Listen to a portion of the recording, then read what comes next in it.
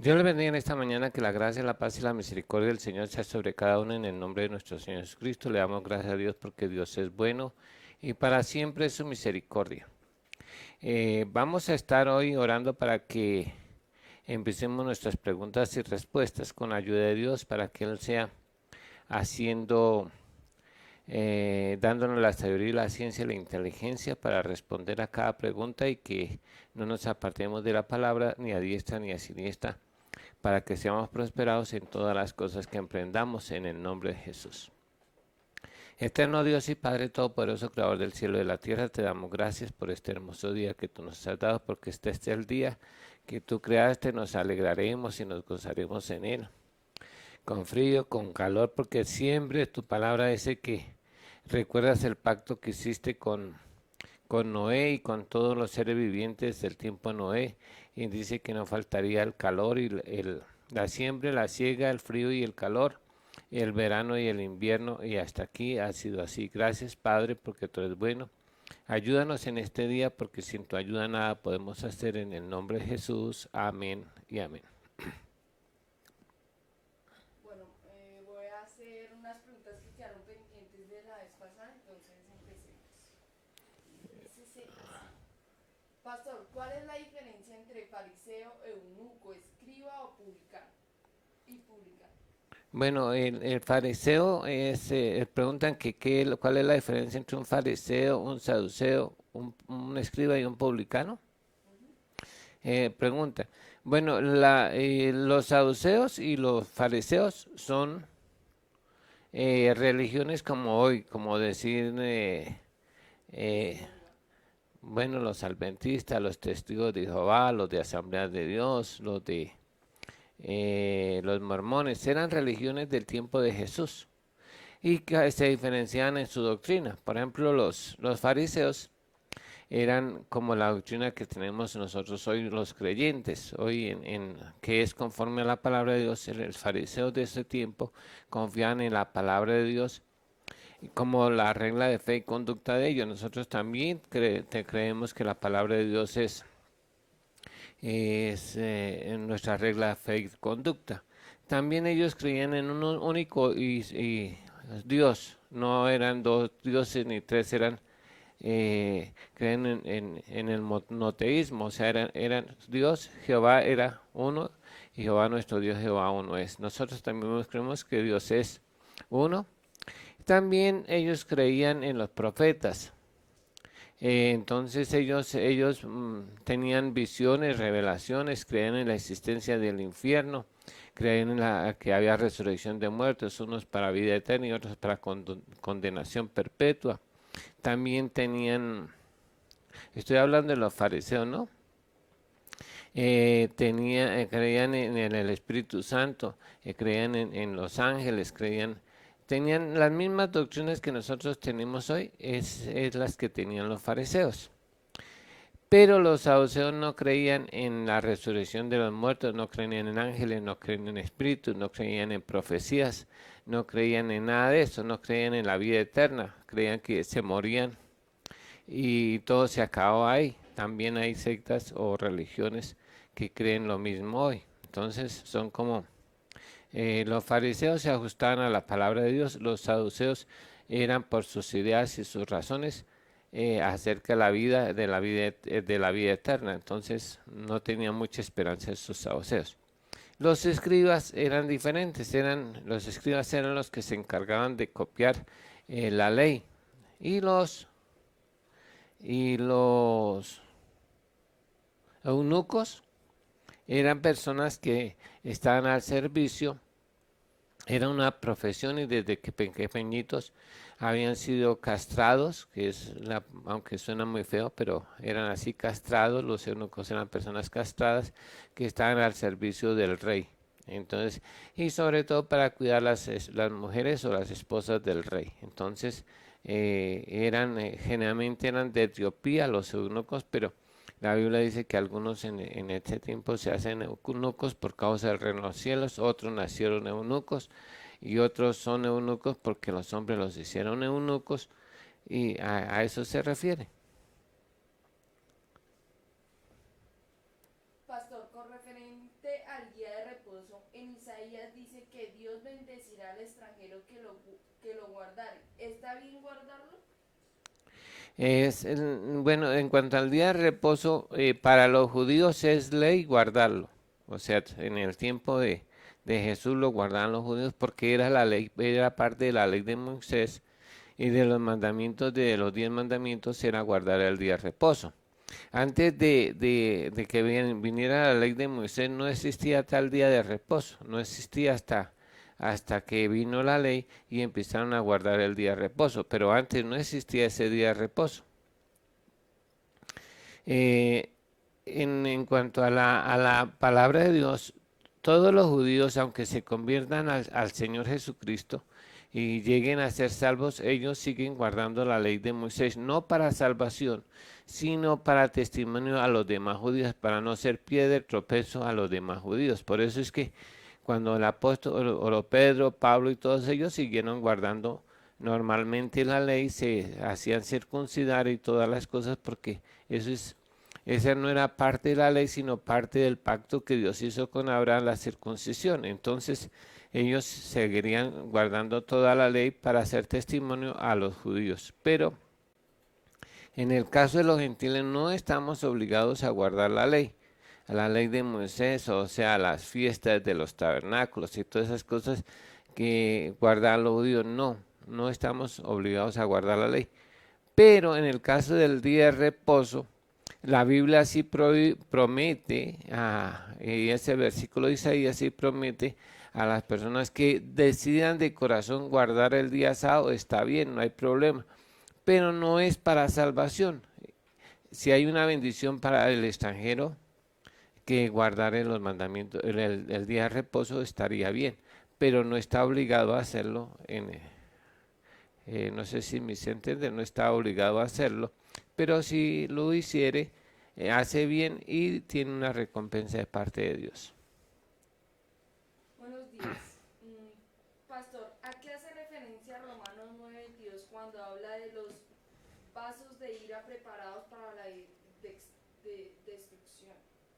Bueno, nosotros somos, Pablo dice que nosotros somos vasijas de barro. Dice que hay vasijas de barro, nosotros somos comparados con el barro.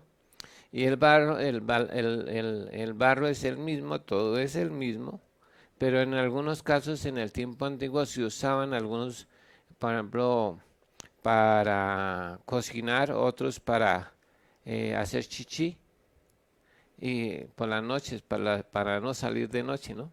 Entonces por eso dice que algunos se usaban pero al final era el mismo barro, pero con usos diferentes. En el caso de nosotros, también somos barro. La Biblia dice que nos fuimos creados de barro, pero que somos vasijas para honra y gloria del Señor. Pero las otras vasijas, las que no conocen a Dios, son para deshonra y de hecho no van a glorificar el nombre del Señor.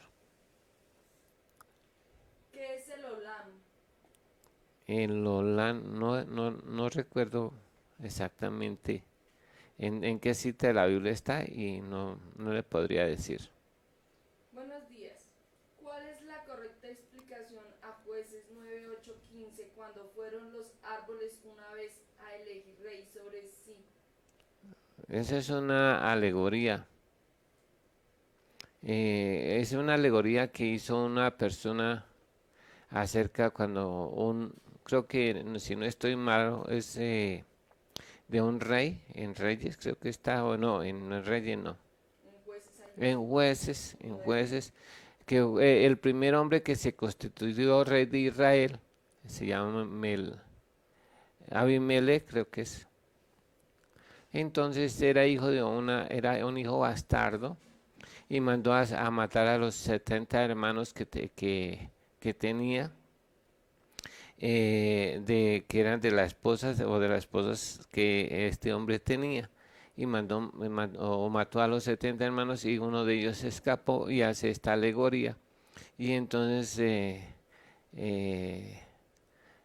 entonces empieza a hacer toda esta trama para decir que lo que él hizo estuvo muy mal. Y eso con el tiempo recayó todas esas cosas que este muchacho, el hijo del rey o de este hombre, maldijo a Abimelech y todo eso le sucedió. ¿Cómo? No. Entonces dice, ¿por qué la Biblia, espérese un momento, ¿por qué la Biblia dice que el Dios de Abraham, de Isaac y de Jacob? ¿Cómo explicarlo? Bueno, es muy interesante y yo estoy haciendo un estudio sobre el asunto.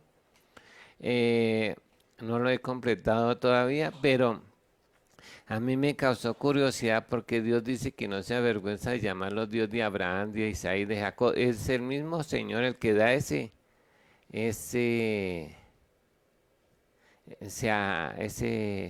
se nombra, se autonombra el Dios de Abraham, de Isaac y de Jacob. Entonces hay que hacer un paralelo en que ellos creían y por qué Dios dice que no se, que es el Dios de ellos. Jesús también dice que los pone ahí, que dice Dios no se avergüenza de llamarlos Dios de ellos, de Abraham, dice ahí, de Jacob, pero eh, es porque ellos creían y creyeron en esperanza contra esperanza, la mayoría de ellos, para hacer la obra, para, ¿cómo dijera? O sea, le creyeron a Dios que a pesar de las circunstancias, todo eso, ellos creían que Dios se iba a glorificar y que ellos tenían en común algo y era que todos creían que eran extranjeros y peregrinos en la tierra y que esperaban una ciudad cuyo arquitecto y fundador era Dios. Entonces ellos creían que estaban era solamente de paso y peregrinos y estaban confiando, aunque no habían visto el cielo ni habían oído acerca mucho del cielo, confían en que había una ciudad cuyo arquitecto y fundador es Dios. Por eso es que Dios no se avergüenza de llamarlos Dios de ellos. Para la pregunta que es Olam, es Dios eterno. Bueno, yo no recordaba que estuviera esa palabra en la Biblia. Son uno de los nombres de Dios, que ya me acordé, que significa que Él es eterno, o sea, que nunca muere y nunca dejará de ser. Entonces, eso es lo que significa. Sí, sí. Bueno, es que esa es una palabra en hebreo que se llama Olan o ¿cómo se llama? También hay Raab, hay Jireh, hay Sidkenu, hay Jehová Sama, Jehová Elohim, Jehová Nisi. Todos son nombres que Dios tiene, Jehová, que son nombres que Jehová tiene. Entonces, así lo conocieron algunos hombres. Gracias a la hermana que nos recordó que Olán es un nombre del Señor. Muchas gracias a esa hermana que compartió ese conocimiento y que me hizo acordar de que es un nombre del Señor. Gracias por esa hermana. Dice, esta pregunta ya la habían hecho la vez pasada, pero aún así la voy a leer. ¿Quién es el Leviatán y para qué fue creado? La Biblia dice, están preguntando que quién es el Leviatán. Leviatán es un animal, un monstruo marino, que solo existe uno, no menciona, siempre ha existido solo uno, no sabemos cómo se reproduce, que tiene mínimo 2 cabezas, según la palabra de descripciones, es como una serpiente, y también dice que hace hervir el mar profundo y que cuando respira echa fuego, es como lo que conocemos como un dragón. No se ha visto desde hace mucho tiempo, pero según la Biblia existe solo uno y ese muere y aparece otro nomás. Pastor, muy buenos días. Buenos días.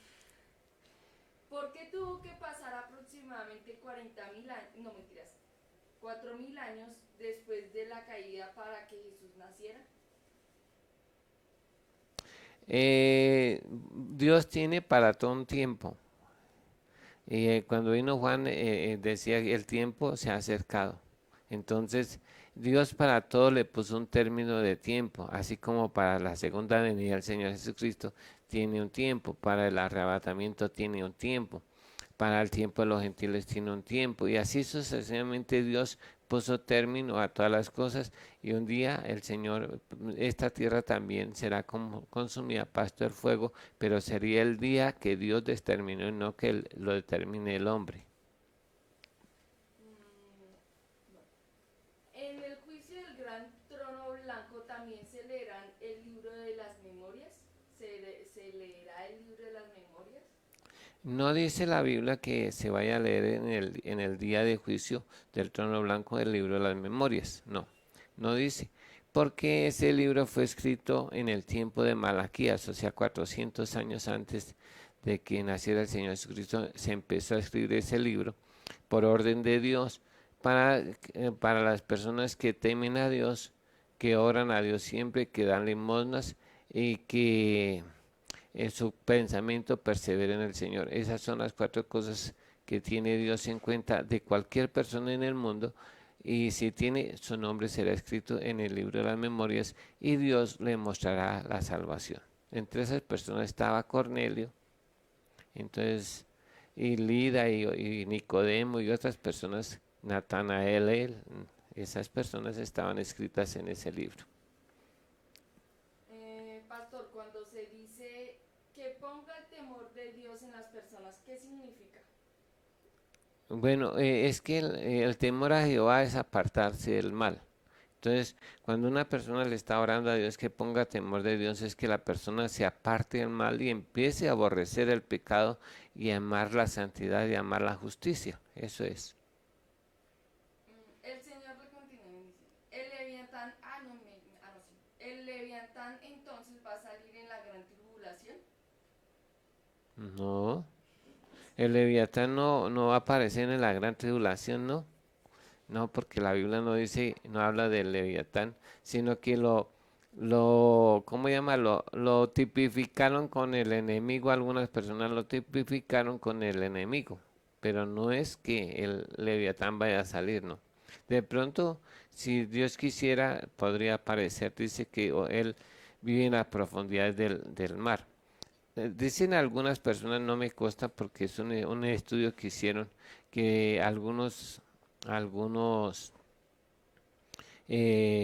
estando en ¿cómo llaman? Un submarino con un sonar y todo eso, descubrieron un animal que medía más o menos 22 metros de largo y que era como una serpiente, pero no lo pudieron vislumbrar, sino que con el radar pudieron ver que era algo así, hace algunos años. Pero no podemos decir que va a aparecer en el tiempo de la tribulación y la gran tribulación, no. Hay muchas personas que dicen que hay cosas del Antiguo Testamento que ya no podemos tomar en cuenta. ¿Sí me va a entender? Entonces, ¿cómo una persona sabe qué se debe tomar del Antiguo Testamento y qué no?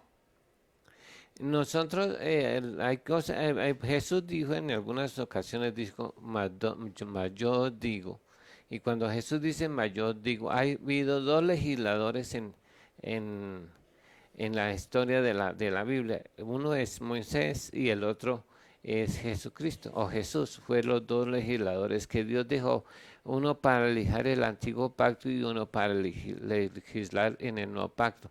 Moisés en el nuevo pacto y Jesús en el nuevo pacto. Entonces todo lo que dijo de Jesús que debíamos hacer es ley.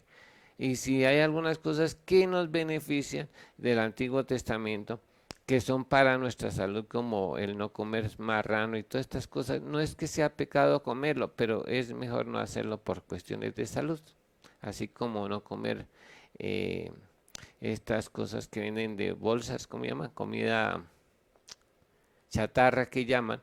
No es pecado comerla, pero es mejor no comer comida chatarra. Y como dicen, hacen todo rico y después hacen todo feo. Entonces, Entonces, el Leviatán sería el monstruo del lago Ness que encontraron en Escocia.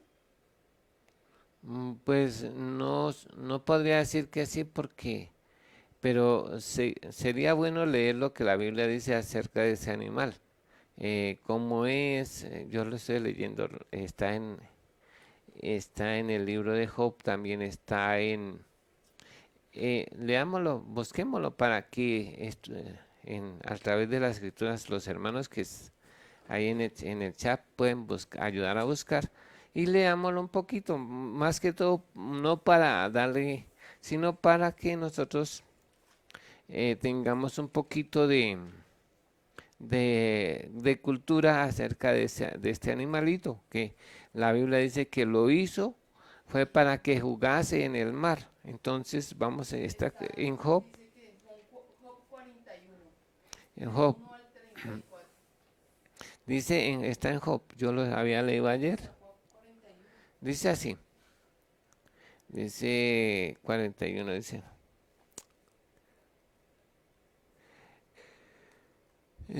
bueno, de todo el capítulo 41 está hablando de este animal. ¿Sacarás tú al leviatán con anzuelo o con cuerda que le eches en su lengua? O sea que es un animal que tiene lengua. La mayoría de los peces no tienen lengua, pero este sí tiene lengua. Y son cosas que uno va encontrando. Dice, podrás tú soga en sus narices, o sea que también tiene narices. Horadarás con garfios o quijada, o sea que tiene una mandíbula fuerte. Dice, multiplicará el ruego para contigo, te hablará en lisonjas, hará pacto contigo para que lo tomes por siervo perpetuo. Jugarás con él como con pájaro o lo atarás para tus niñas, o sea, lo cogerás de juguete. Dicen, harán de él banquete o los compañeros o lo repartirán entre los mercaderes, o sea que no es muy difícil de que los pescadores lo atrapen. Cortarás con cuchillo su piel o con arpón de pescador de su cabeza, o sea que no tiene una coraza tremenda. Pon tu mano sobre él y te acordarás de la batalla y nunca más volverás, o sea que el que lo enfrente es hombre muerto. Y aquí que la experiencia acerca de él será burlada, porque aún a su sola vista se desmayarán, o sea que es tan majestuoso que al verlo la gente se, se desmaya. Dice, nadie hay tan osado que lo despierte. ¿Quién podrá estar delante quién ha dado me ha dado a mí primero para que la bueno, esto es hablando del Señor. Esto dice más adelante dice eh, ¿quién abrirá las puertas de su rostro? Las hileras de sus dientes se espantan. La gloria de su vestido son escudos fuertes cerrados entre sí estrechamente. El uno se junta con el otro. Que viento que no entra entre ellos. O sea que ni siquiera están tan bien unidos que ni siquiera el viento o el aire entra entre ellos. O sea que es una armadura bien tremenda. Dice, pegado está el uno con el otro. Están entrelazados entre sí que no pueden apartar. Con sus estornudos se enciende lumbre, sus ojos son como párpados de alba, su boca salen anchones de fuego, centellas de fuego proceden, de su nariz se sale humo, como de una olla o calderero que hierve. Su aliento enciende los carbones y de su boca sale llama. En su servicio está la fuerza y delante de él se esparce el desaliento. Las partes más flojas de su carne están endurecidas, están en él firmes y no se mueven. O sea que es un animal casi que no lo pueden matar. Bueno, dice aquí, al último dice que es un animal hecho sin exento de temor. O sea que es bastante difícil. ¿Por qué digo que tiene dos o más cabezas? Porque en el libro de los Salmos habla de que dice que sus cabezas, o sea que tiene más de una cabeza. Dice en Salmo 74, rompiste las cabezas del leviatán y lo diste por comida a las tortugas del mar. Así es. Ujú, ujú, Bueno, sigamos. ujú. Pastor, al Seol van todos los que mueren. El Seol es la sepultura, o Seol es sepultura. Recuerden que hay una clase en internet que yo di hablando de la palabra Seol, tiene 4 connotaciones. Una de ellas es sepultura, de acuerdo al contexto, puede ser sepultura, puede ser Hades, puede ser tártaros o puede también implicar o llegar a ser infierno, pero depende el contexto donde esté escrito. Tiene esas 4 connotaciones. Esa es una palabra hebrea que tiene esas 4 connotaciones en la vida cristiana. ¿Cuántos libros hay? Como por ejemplo el libro de las obras y el libro de la vida. Bíblicamente nosotros podemos tener 5 libros, o sea, está el libro de la vida donde todos los nombres de las personas están escritos o estuvieron escritos porque ya algunos se han borrado. Pero en el momento que las personas son engendradas, Dios escribe el nombre de esa persona en ese libro y escribe el nombre de sus padres y todo lo que se concierne la fecha de nacimiento y todo en el libro de la vida. Y luego también ahí mismo se abre un libro que se llama el libro de las obras, que es donde están los pecados que la persona cometió, están las intenciones y también las consecuencias del pecado. Entonces, ese se llama el libro de las obras, que está en Daniel y está en el libro de Apocalipsis. También está el libro de las memorias, que no todas las personas se fueron escritas en el libro de las memorias. Pero desde Malaquías dice la Biblia que él ordenó que se hiciese un libro para escribir a las personas desde el momento las que temen a Jehová, las que en cuyo pensamiento en él persevera, los que oran y los que hacen limosnas, o sea, son dadivosos y generosos a las personas. Entonces, esas 4 características Dios las tiene en cuenta. Si una persona cumple esas 4 características, Dios ordena que ese nombre de esa persona se escriba en el libro de las memorias. También existe un libro que no tenemos mucha información sobre él, que es el libro de la verdad, que dice que la historia de todo hombre está escrita, se llama el libro de la verdad, y allá era lo que Dios, digamos, en el caso mío, Dios escribió todo lo que él quería que yo fuese.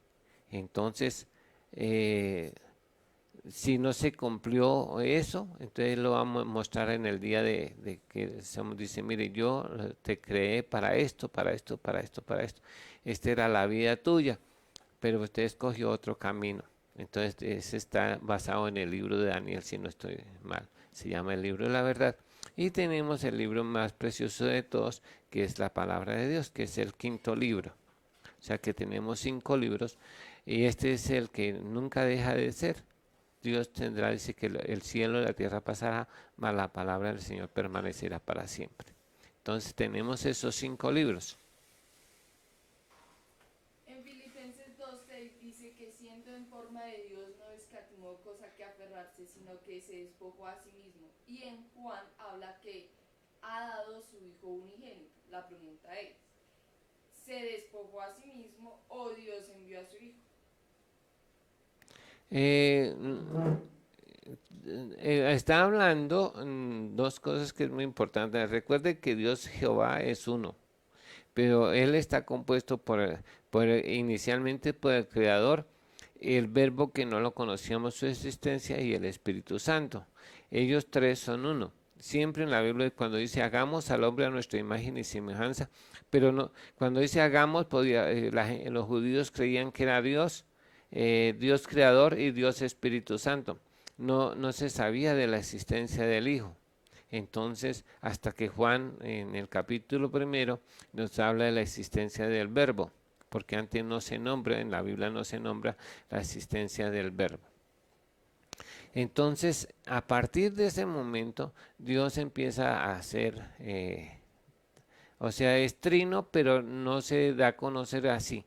Entonces, cuando hay una reunión en el cielo, en el libro de Isaías dice, ¿y quién irá por nosotros? Ellos hicieron una reunión para ver quién podía venir y Jesús o el Verbo decidió venir a salvarnos de tan grande muerte. Y al decidir venir fue voluntario. Al decir, por eso dice que siendo rico se hizo pobre, o sea, el verbo fue el que se hizo pobre y Jesús fue pobre, no se hizo pobre, sino vivió pobre, que son dos cosas diferentes.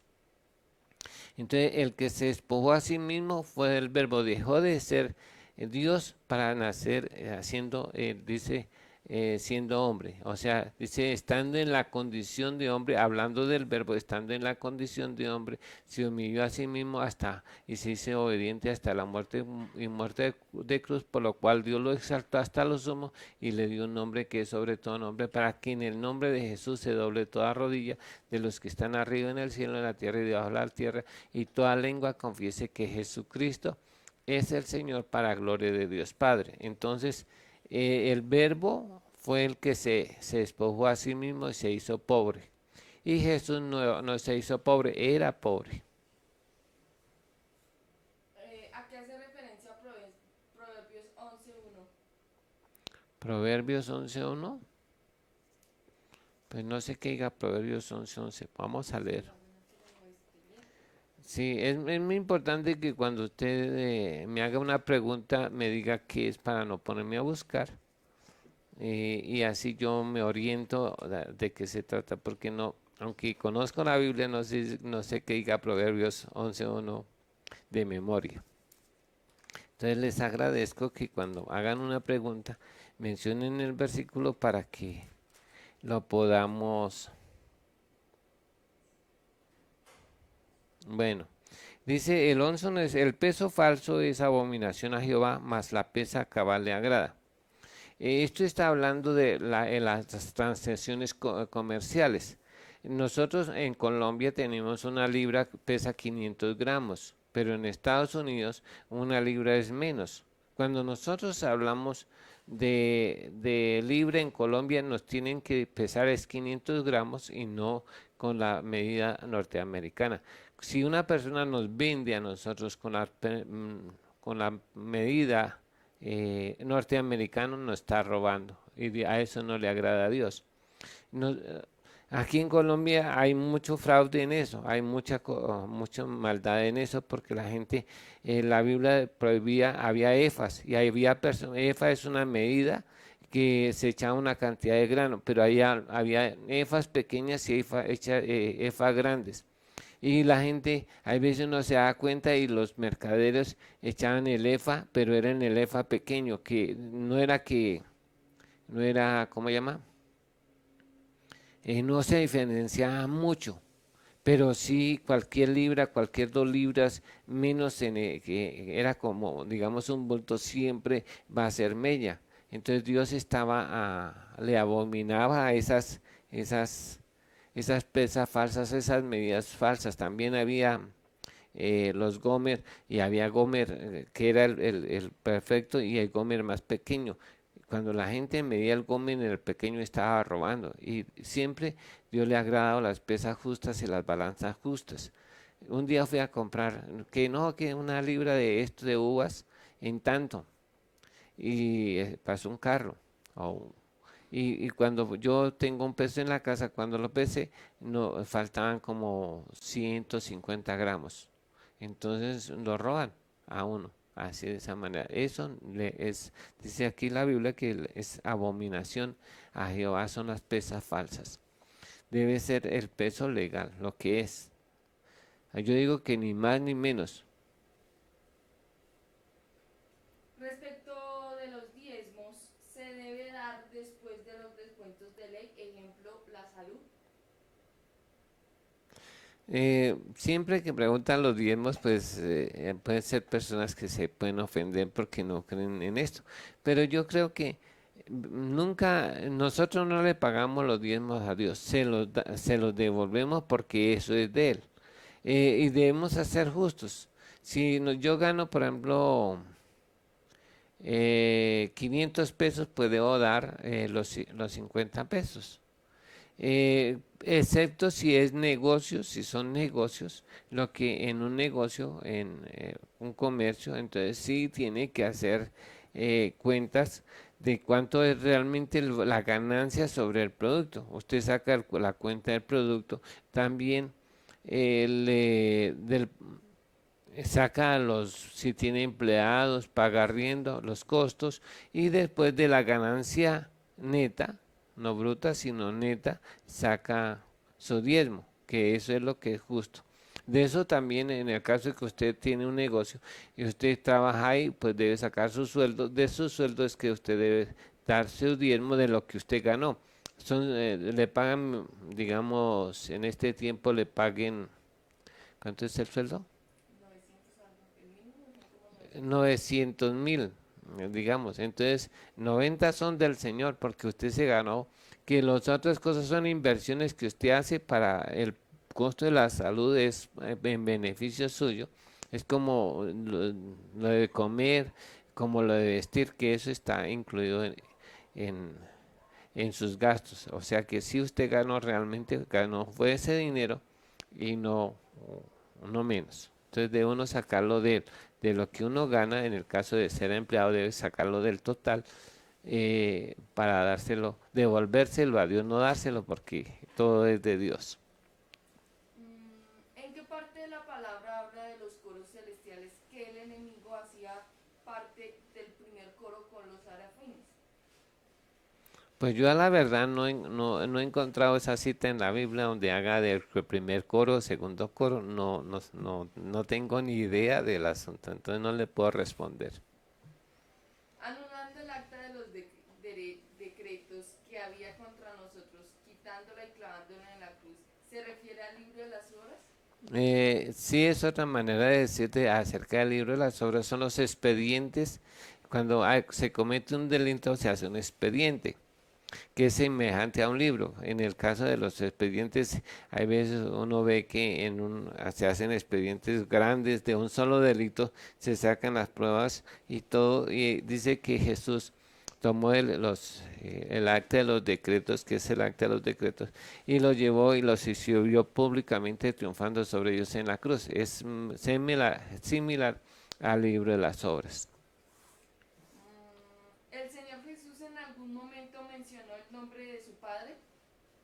Mm, en la Biblia no está registrado el nombre de su padre, que lo digamos que mencionó cuál era el nombre, no.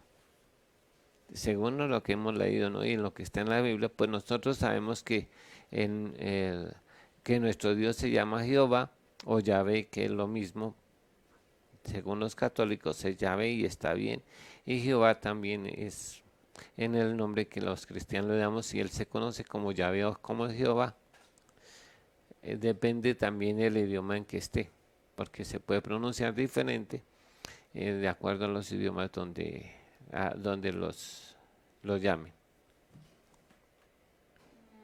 Dice, resulta que yo conozco de un caso donde el hombre era casado por lo católico. Pasados los años se separó y se casó con una chica que es conocedora de la palabra de Dios. Y el papá de la chica es el pastor de la iglesia, mismo pastor quien fue los casó. Ellos dicen que como es un matrimonio por lo católico, por ende es pagano. La pregunta es, ellos hicieron lo que hicieron, ¿es válido su argumento? ¿Está bien delante de Dios? Para poder continuar ellos casados y posteriormente que ellos prediquen. Gracias. Bueno, ese es un tema muy controversial, pero yo quiero usar la palabra de Dios para, por ejemplo, Abraham dice que con el permiso de los padres tomó a Sara su esposa y era su hermana, y ella era su esposa, y en esa esposa es que cuando tuvo a Isaac, aunque tuvo también otra esposa que fue la que le dio, o la concubina que le dio Sara, que fue Agar, pero el hijo primogénito era Isaac. Eso hay, pero note que él la tomó y delante de las autoridades y se la tomó como esposa y era respetada. El faraón cuando oyó que era mujer casada también, cuando Abimelech vio y le dijeron que era mujer casada, Dios respetaba ese matrimonio delante de él. Cuando Dios juntó a Adán y a Eva, también él dijo, mire, esta es su esposa, y la amó y listo. Cuando Isaac la mandan traer, la esposa, la muchacha dice que sí, con la autorización de los padres o de la mamá y del hermano, y la entregan para ser mujer de Isaac, y él la mete en su tienda, como en el caso de los indígenas, con la bendición de los padres, y la metió en su tienda, y fue así, fue su esposa legítima delante de Dios. Cuando cuando Jacob fue y trabajó por Raquel 7 años, o sea que la compró por trabajo, la cambió por trabajo, igual que a Lea, llegaron a ser sus esposas. Eh, Así hay aquí en La Guajira, también la compran por chivos, por ovejas, por cabras, y ese es un matrimonio legal delante de Dios. Cuando vos también reunió, que fue en lo que empezó a instituir para todos nosotros en este tiempo, fue el matrimonio de Ruth y vos, cuando él reúne a los principales ancianos con testigos delante de Dios, toma a Ruth, la moabita, como esposa. Eh, en cualquier lugar donde hay una autoridad civil, en el caso, o autoridades, en el caso de lo de las tribus indígenas, o en el caso, siempre ese matrimonio es válido delante de Dios. No importa si eran cristianos o no son cristianos, el voto, el pacto que se hace entre ese hombre y esa mujer delante de Dios es válido, no importa por cualquier rito que sea. No podemos invalidar porque a los sacerdotes, porque ellos tienen un pacto con el gobierno y están autorizados a casarlo. También es igual que el notario, antes lo hacía el juez, ahora lo hace el notario, y también su matrimonio es válido delante de Dios. Pero yo no creo que sea válido un matrimonio que lo haga un pastor que, que no está autorizado legalmente por la ley, que no tenga la autoridad para eso sí sería ilegal y es un delito hacerlo, que esas personas lo hagan. Pues si no tienen un convenio con el Estado para que lo puedan hacer, no deben hacerlo, deben mandarlo al notario, y lo que sí se podría hacer como creyente es solemnizar ese matrimonio y pedir la bendición de Dios. Por eso en cualquier circunstancia, si hay una autoridad establecida por Dios, ese matrimonio es legal, no importando el rito que sea, ese matrimonio es legal. Y las personas estarían en adulterio si se vuelven a casar, a recasar con otra persona. La Biblia es muy clara. Jesús dijo que lo único por lo cual podía repudiar a la mujer es cuando están, en el caso de nosotros llamamos noviazgo, o están desposados o con palabra de matrimonio, y si alguno de los dos fornicare, es la única causal para romper ese pacto o ese compromiso que ya se establece. Hoy es eso, el cambiar de novio o de novia, eso es como cambiar de ropa todos los días, pero esto es abominación delante de Dios. El matrimonio y la palabra de noviazgo delante de Dios es muy serio, porque está jugando con los sentimientos de la persona, según Malaquías. Dice que porque has hecho cubrir de lágrimas mi altar. Entonces Dios abomina que juguemos con los sentimientos de las personas, y más que si estamos casados, se separen. La Biblia no existe el divorcio. Moisés lo permitió, pero no era, Dios nunca aprobó el divorcio. Entonces, y Romanos vuelve a reiterar, dice que si la persona dice no se separe, mando yo no el Señor, sino que no se separe. Y la Biblia dice que el único que puede terminar con el pacto del matrimonio es la muerte. Mientras que si alguno de los dos vivieren y se consigue o se une a otra mujer, será llamado adúltera, ella o él. Entonces delante de Dios no existe el divorcio, y los matrimonios, sea por la ley, lo compren por chivitos o lo cambien por trabajo, es válido delante de Dios. ¿Qué significa cuando se dice que Dios es sempiterno? Sempiterno. No recuerdo en este momento que es sempiterno. creo que es que vive para siempre, o sea que nunca muere, nunca deja de ser, que siempre ha existido, que no tuvo un principio. Me parece que significa eso.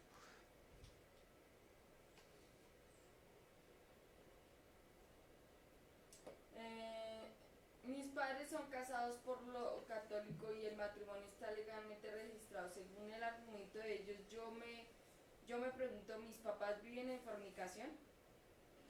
Está hablando de la misma pregunta anterior del matrimonio. Si sus papás se casaron por lo católico, están casados delante de Dios y ese matrimonio es válido delante de Dios y hasta que la muerte los separe. Una persona pregunta que si los tatuajes es pecado y por qué la gente dice que el diablo escucha todo lo que decimos, incluyendo la oración. ¿Qué implica esto? Bueno, la Biblia dice en cuanto a los tatuajes que ninguno debe dañar, hacerse marcas ni tatuajes en su cuerpo, eh, porque nuestro cuerpo es templo del Espíritu Santo. Esa práctica está prohibida en el Antiguo Testamento y yo creo que hoy también los tatuajes no son de Dios, están propensos a las personas según lo que he oído decir, porque no me consta, porque nunca me he tatuado, es que están propensos a que les dé cáncer en la piel. Entonces, todo lo que atente contra el cuerpo, que es templo del Espíritu Santo, es pecado. Entonces la Biblia no aprueba. Pero si una persona conoce a Jesús y ya está tatuado, Dios lo perdona y, y no hay problema en eso. Pero si ya conociendo del Señor lo hace, ya está en desobediencia a la palabra de Dios. La otra pregunta. Y es, El diablo escucha todo lo que decimos, incluyendo la oración. ¿Qué implica esto? bueno, yo les quiero decir que el enemigo no escucha todo lo que decimos, porque no es omnipresente. Que tiene en su séquito o personas o espíritus malos que le hacen saber las cosas, sí, pero él no escucha todo. Entonces, nosotros le damos un lugar que no tiene al hacerlo omnipresente. El enemigo no puede estar en todos los lugares al tiempo, solo en un lugar. Si está en Estados Unidos, no puede estar aquí con nosotros. Que puede haber demonios, sí, pero él como cabeza no puede estar en todos los lugares, solo está en un lugar y no puede estar en todo lugar porque es un ser que Dios creó y es una criatura y no tiene ese atributo de omnipresencia. ¿A qué se refiere Eclesiastés? Echa tu pan sobre las aguas porque después de muchos días lo hallarás. Lo que dice es que hay una ley que es la de la siembra y la siega, y ya dice echa tu pan sobre las aguas, que después de muchos días lo vendrá. Lo que uno siembra cosecha. Si usted es generoso, dadivoso, ayuda al necesitado, mire, Dios nunca le va a faltar. A otras personas lo harán con usted. Cuando usted lo necesitare, Dios enviará a alguien para que le recompense lo que usted ha hecho. Porque el que presta a Jehová, al que da al pobre presta a Jehová y el bien que ha hecho se lo volverá a pagar. Entonces cuando nosotros le damos algo, aunque eso no es de nosotros, pero lo compartimos con alguien, estamos sembrando y lo que uno siembra recoge, sea bueno o sea malo. Eso es una ley que es natural. Pastor, ya que su merced toca el tema del diezmo, si mi contrato es por X valor y me descuentan el 16% de seguridad social y salud, ¿el diezmo lo saco del valor del contrato o del valor con el 16% del descuento? Mm, Generalmente, en el caso mío, lo sacamos de todo. O sea, porque la seguridad social es un gasto que yo tengo que es mío. Entonces, de todo yo lo que gano debo darle el diezmo, no descontándole la seguridad social y no, es de todo lo que yo gano que me pagan a mí debo sacar el diezmo. Eso lo creo yo y siempre eso es lo que aprendí desde que era niño, de que debemos darle a Dios lo que es de Dios y al César lo que es del César. Si a nosotros nos descuentan por derecha cuando compramos un artículo el 19% que es el IVA, que es casi el doble del diezmo que nos toca pagar, y no podemos disminuir al 18 ni a esto que porque yo tengo gastos o porque me enfermé, no. Uno debe pagar su IVA completo. Entonces yo creo que a Dios cuanto más si lo amamos, no debemos ser michicatos con Él. Si a mí me dan un regalo costoso, ¿cómo diezmo lo del regalo? Mm, Bueno, ese es, yo nunca he pensado en eso. La verdad es que yo no, después de algún tiempo porque si me regala este reloj y no sé cuánto vale, entonces, pues un regalo yo no pensé o no pienso que nunca se le da el diezmo de un regalo. Aunque, porque es alguien que se lo regala a uno, nunca he pensado en que se lo cobra o sacar el diezmo de ahí. Sí, nunca pensé en eso. Y la Biblia no me dice, no me da ninguna luz en cuanto al asunto, entonces no puedo hacer una doctrina de que de los regalos debe sacar el diezmo, ¿no? Porque me tocaría vender el reloj para pagar el diezmo, ¿no? O Entonces, puede pensar que el que lo compró ya dio el diezmo porque de su sueldo salió. sí, puede ser que la persona que ya cuando lo regaló, ella ya pagó el diezmo y entonces ya está exento de diezmo porque esa persona ya lo pagó por uno. Bueno, pastor, ¿qué diferencia hay entre abominación, transgresión y pecado? Bueno, abominación es hacer algo que a Dios aborrece, pues llama abominación. Las pesas falsas dice que son abominación. La oración sin palabra, o sea, que no se ajusta a la escritura, es abominación. Es hacer algo contrario a lo que Dios, no solamente que es pecado, sino hacer algo contrario a lo que está establecido se convierte en abominación. Eh, la otra cosa que era. Transgresión. Transgresión es cuando uno, por ejemplo, se pasa un semáforo en algo, está transgrediendo una ley que está escrita que le puede causar problemas de multas y sanciones en el caso de la ley, esto. Pero la transgresión es que rompemos o transgredimos un mandamiento de Dios. Por ejemplo, cuando uno no hace, cuando está en casa de los padres y no hace caso a los padres, se está transgrediendo porque es parte de honrar a los padres es hacerle caso. Entonces eso es una transgresión. Y la otra que dice, Pecado. el pecado es una errar al blanco, se dice en la Biblia, que cuando uno deja de hacer algo que tiene que hacer, está pecando. Puede ser por omisión, por complacencia, ignorancia, incredulidad vista y y todas las demás, y como dicen, y demás, hablando de etcétera, sino y demás. Entonces, cuando uno deja de hacer eso, sea por prohibición o porque que tiene que hacerlo, porque la Biblia consiste en prohibiciones y en cosas que tenemos que hacer. Hay 365 prohibiciones en la Biblia en cuanto a la ley y 248 cosas que debemos hacer. O sea, son más las cosas que nos prohíben que las cosas que tenemos que hacer en la ley. Esa era la ley mosaica, ¿no? Entonces, se considera pecado cuando uno deja de hacer lo que tiene que hacer o hace lo que no debe hacer, se considera pecado. Volviendo al matrimonio del señor que se casó con la muchacha y que era casado, dice que ahora ellos son pastores. ¿Está mal? Mm, Es que no me gusta juzgar y más con cuando son personas, casos ya específicos porque la persona puede condenarlos. Y yo sé que si uno ora, Dios puede hacer un milagro y que de convencerlos de que están en pecado delante de Dios. Pero mi Biblia dice, en primer lugar, para uno ser pastor, dice que es el marido de una sola mujer. Así de sencillo dice.